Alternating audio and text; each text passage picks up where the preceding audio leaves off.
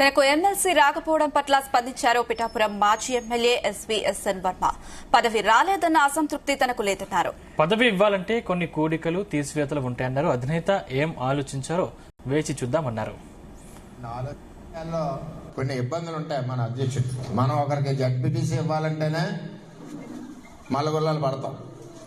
అంచేత రాష్ట్ర వ్యాప్తంగా చేసేటప్పుడు కొన్ని ఇబ్బందులు ఉంటాయి, కొన్ని ఆలోచనలు ఉంటాయి, కొన్ని అడ్డంకులు ఉంటాయి. ఇవన్నీ కూడా రాష్ట్ర అధ్యక్షుడు పడి కష్టం మనం కూడా గుర్తించాలి.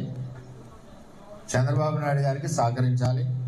అంచేత మనందరం కూడా ఎటువంటి మనకు బోర్డు భవిష్యత్తు ఉంది. మన పార్టీ వేళ 15-20 సంవత్సరాల పైన అధికారంలో ఉంటుంది. పెద్ద నాయకత్వంలోని, అదేవిధంగా లోకేష్ గారి నాయకత్వంలోని పార్టీ పరుగులు పడుతూ ఉంటుంది.